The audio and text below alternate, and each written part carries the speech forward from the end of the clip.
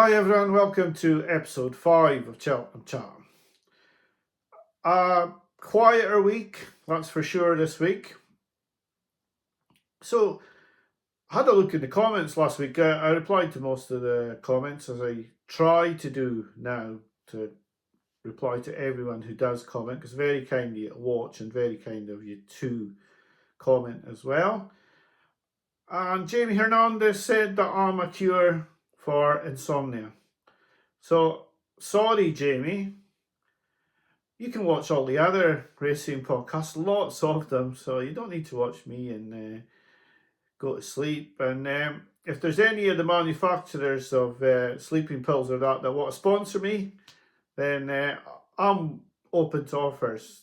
Definitely up for that if anyone wants to sponsor me that makes sleeping pills. And maybe I should put my videos into that categories and up the views somehow. Couple of quick notes.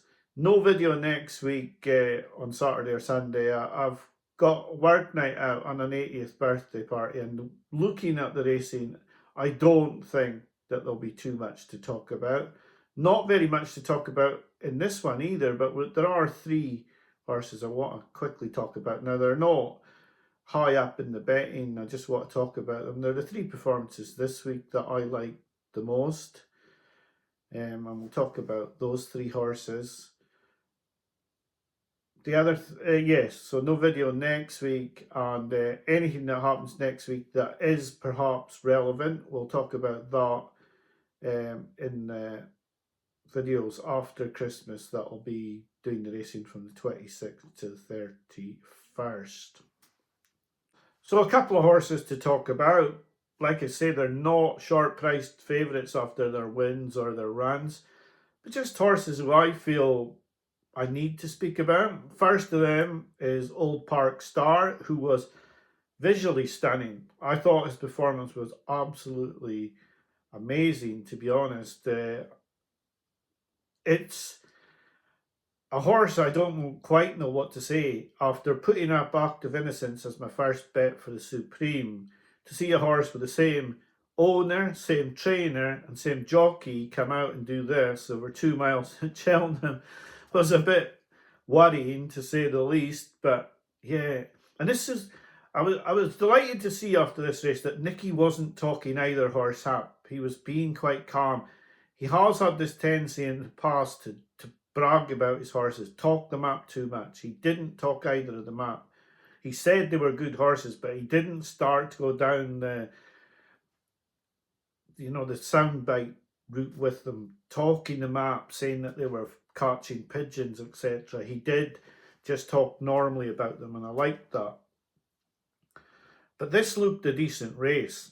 Old Park Star took them to the cleaners. He could have pulled a cart and 2 train wagons behind. He won so easily. Visually, this was just amazing, really, and the right horses were behind him. I just thought it was a very, very taking performance. Now, they do say that if one will go up in distance, it'll be this one, and the other one will stay at 2 miles, which is good for my bet.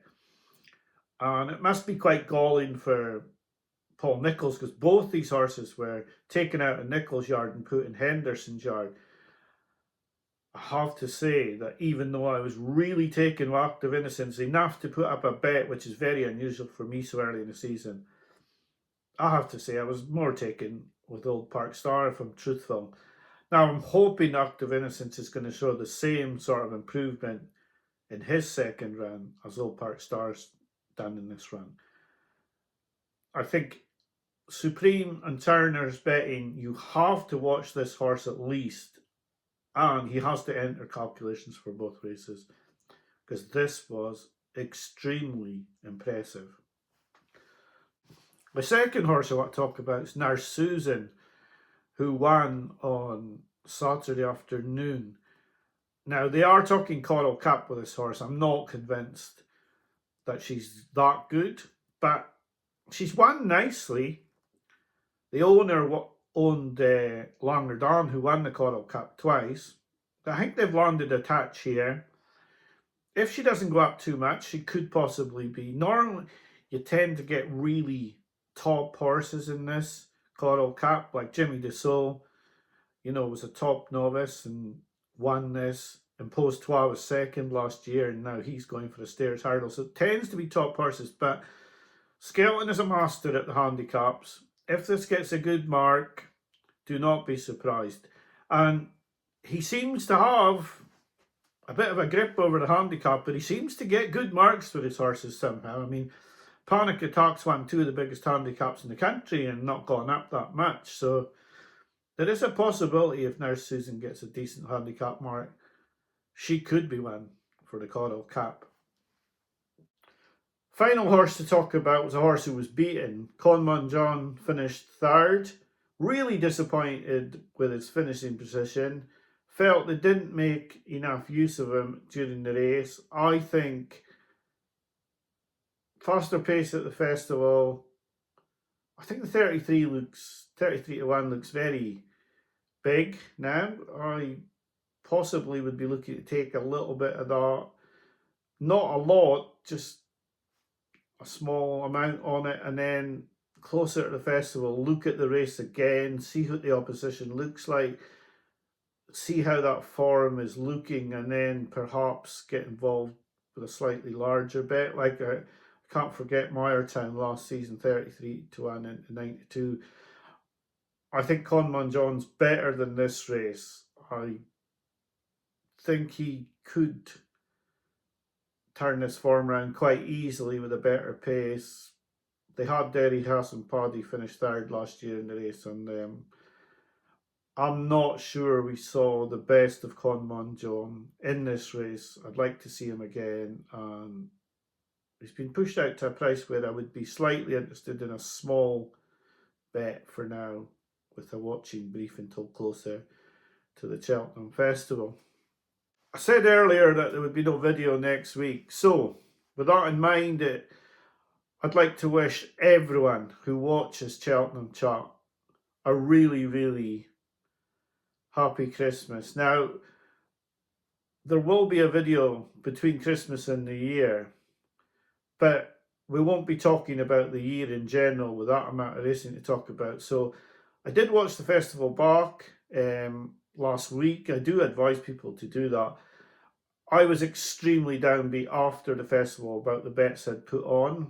When I watched the festival back during the week there, the bets were not as bad as what they at first looked. We were not far away, really. If you look at the fact to file the Lamba double, the Lamba's subsequent form, really and truly, how that horse has been beaten by that 100 to 1 shots beyond me. We've managed to get Final Demand beaten. Now is the hour. Probably wasn't going to win. Would have been second at a minimum when it fell. It wasn't going badly at all. There was a chance it could have still won for me. Feet of a Dancer, pretty poor ride. Found a 50. Was not a bad bet at the price we put him up. Monty Star even wasn't really that bad a bet when you look at things. So although the year is judged on the Cheltenham Festival, the bets were in the main reasonably good. I mean, there was a couple of poor ones, don't get me wrong, but there was a couple of poor bets. But yeah, I will not be able to review the year as it was in between Christmas and New Year. So yeah, the Cheltenham Festival bets, they lost, but they were not all as bad as what a loss of £400 looks. It just didn't go our way during the year, not putting Jasmine Deveau and Wood Who up, but the bets that were put up were not bad. There was possibly only two that were very poor. But Christmas is a time for family and enjoying yourself, so please have a great Christmas, enjoy your family and have a great time. I'll be back to you with Cheltenham Chat between Christmas and New Year, but until then, enjoy yourselves and have a great time. And I'll be back to you between Christmas and New Year. Bye for now.